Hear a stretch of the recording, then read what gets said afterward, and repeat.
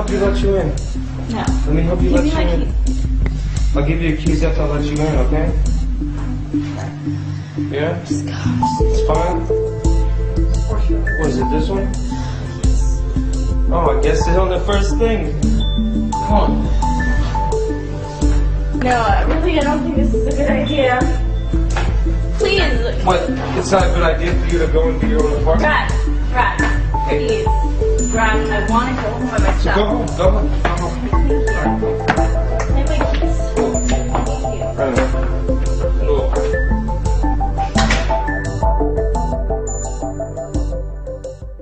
Sam doesn't want Brad to come into her room. She's trying to keep him out, but he forces himself into the room. And in another situation, she would probably raise her voice and make a scene about this if he were a stranger. But because she knows him, because he's popular on campus, she does let him in and doesn't follow maybe her gut instinct, which is that he shouldn't be in my room. I don't trust him, and he should be out. Right, now here's where things get complicated. Just because she let him walk her home does not mean that she owed him sex. Some people may think because she kissed him that she wanted it. It's important to remember that you have the right to stop whenever you want. Even if it feels really embarrassing, you can stop at any time. You don't owe anybody sex. By the time I was 17, by the time I was raped, I was already, like, confused that I could say no. Like, I didn't realize that I can say no at any time. Even if I'm naked, I can say no. If they buy you dinner, if they take you to the prom, if they walk you home, if they buy you a movie, you don't owe anybody sex. I don't know, trying to be a people pleaser, or like try to please men and just not say anything. When I was 13, when I was 15, just go along with it, like put his needs first. Oh, I don't think I was even ready to be dating. Like, I was happy the way I was with all my friends, kept trying to set me up with, somebody. I kind of went along with it to make everybody else happy, and in the end, I got hurt. The next morning, Sam wakes up alone in her dorm room. Things are foggy. She begins to piece together the unpleasant details of the previous night.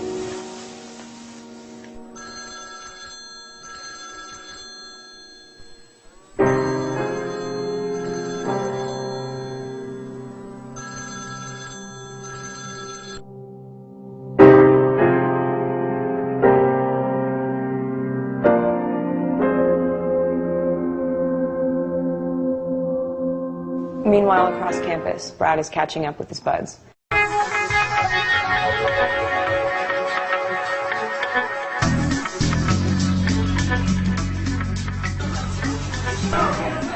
So, dude, we went to this awesome party. It was off the hook. Dude, it was awesome.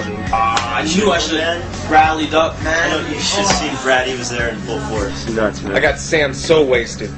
I gave her a few drinks, gave her a few shots. She started to loosen up and everything. She was into it. Yeah, but it kind of looked like you were more into it than she was. I mean, she was drunk, dude. Jay, what don't you get, man? Oh, okay. So, what happened? What was the details, man? We had a few more drinks. I walked her home, You were having such a good time. Why'd you head out? I mean, Sam wanted to be alone, man, so we left. Every story has two sides. Let's hear what's going on with Sam and Nicole.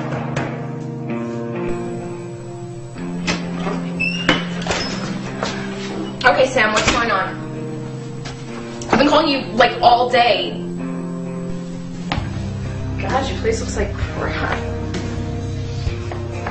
Something wrong? Did I do something? Thanks for bailing on me, Nicole. Bailing on you? What are you talking about? I told you not to go. Yeah, you told me not to go. Look, you've been talking about Brad like this entire week, so I didn't want to get in the way of anything with you guys. I didn't know what to do.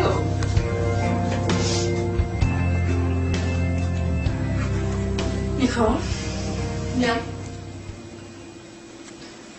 I think something bad happened. What do you mean? Well, the guys got really wasted at the party, and I was really drunk. What happened? It wasn't good. What do you mean? Brad offered to walk me home, you know? And? I thought he was trying to be a gentleman, and so I let him back into the dorm. Okay. So what happened when you got back to the dorm? At first, I was like, oh, I thought she forgot her keys, you know. And then I was like, oh, damn, I'm not gonna get into the place, you know. You didn't actually go home with her. You didn't go. I walked her home. You went into her place. She invited me into her place. You know. What happened? She started kissing me. I mean, what can I say? So she kissed you? Yeah. And then? That's messed up. She was really wasted. You sound like the guy. And then. I kissed his cheek and stuff, but that's all I wanted to do. We started kissing, and then I don't feel like I had any control over the situation. Nicole, he pulled my panties down, and I pulled them back up, but then he kept going. Did you have sex with her? Yes. Yeah. Okay. Yes. Yes, we had sex. What's the matter with you? No, that's really wrong. Are you still a virgin? She was wasted. You can't just have sex with a wasted girl. Okay? I'm done talking about this now. Okay. Look, I know she was into it. So you sure she was into it? Yeah. Well, you know, it took a minute. I had to like give her a massage. You know. He kept going, and I didn't know what to do. I didn't know. I thought I was saying no, but I wasn't sure. I was really drunk, and I just don't remember what happened. And I'm so sorry, but it was so bad. And I didn't know what to do. No, that's really messed up. She was into it. No, it's wrong, dude. All right, for the last time, okay? She was into it. Could she even make a decision? Could she even say she wanted it or not? She got pulled right back there. up. That's rape right there. That is not rape. rape. Yes, that's That rape. is not rape. She tried to pull her panties up. That's rape. No, What? you can't I keep did my doing thing. stuff like this, man. How many times do I have to tell you it was not rape? Like, you keep throwing a word like that around, and, you know, I'm gonna be in handcuffs. What does the matter with you? I've been... No, Max, man. More often than not, the survivor thinks she is at fault, that somehow she led the guy on.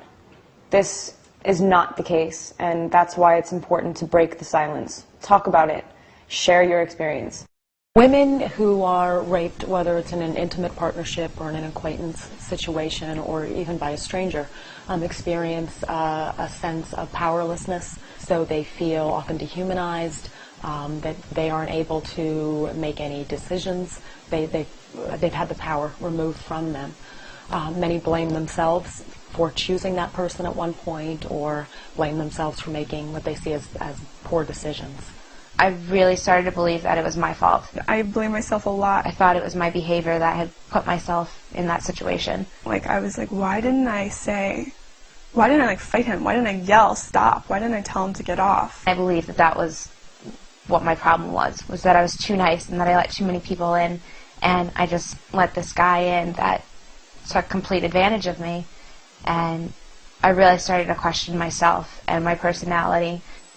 He finally brought me back home, and I didn't report it or anything. I just went home, and I don't know, at first I thought it was my fault. I blamed myself, and I just felt really dirty and ashamed, and like I didn't tell anybody about it. One thing that I was told is, like, you can do everything wrong. Like, you can do everything wrong, and you still do not deserve to be raped. Reaching out to friends, faculty, or campus security may seem unbearable, but it's often the thing that will comfort you and save you in the end. There's no shame in being a victim of a claims rape. It's not your fault. It is my fault. It is not I your shouldn't fault. have let him back into the apartment. He's a jerk. He's an asshole. It's important to know that rapists are serial perpetrators. That means that he or she is likely to do it again. If you've been raped, well, there's nothing you can do to reverse what has happened. You can seek justice and help keep it from happening to someone else. Reporting an assault is the best way to stop it from happening again.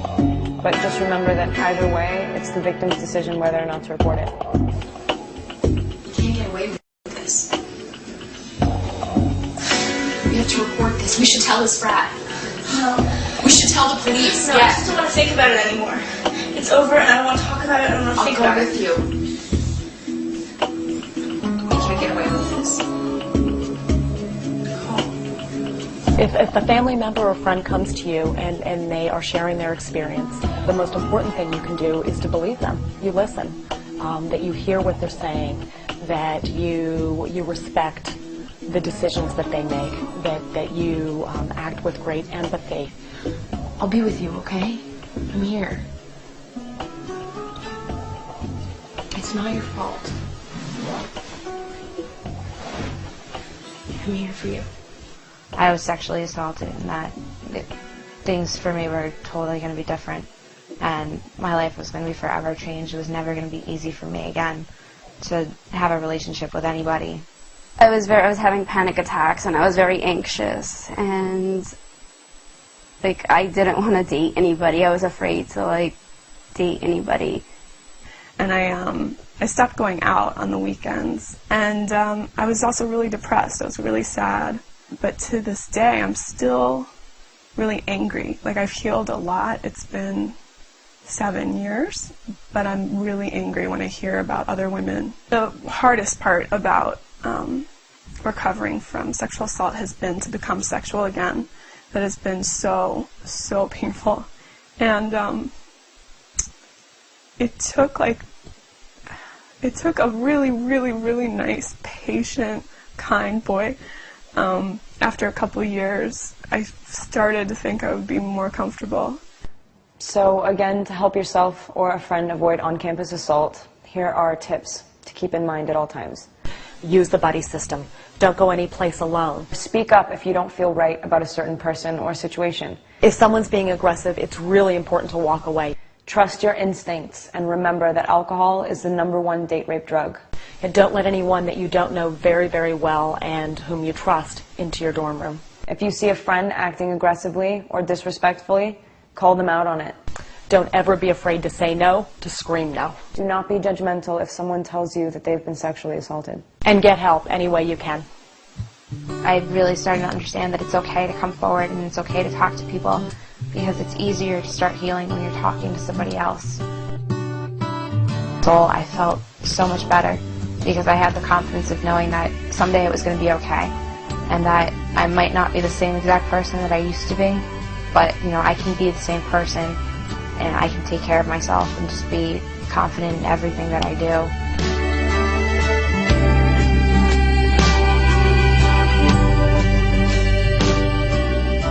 It took my character in Speak a year just to begin to rebuild herself, and a year just to be able to speak out. If you're a friend or know someone who's been raped, be supportive, listen, and try to help your friends take the help they need. If you've been raped, remember it's not your fault, and don't be afraid to reach out. You're not alone. I don't know what to do, Nicole. It's not rape. You should tell this frat. I mean, she wanted it, You dude. can't get away with this. It was hot.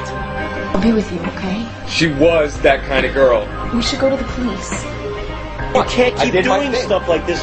Too scared. I'll go with you. Jay, what don't you get? Since high school, you're really gonna keep doing this? I'm here for you. It was not rape. If he did it to you, he'd do it to someone else.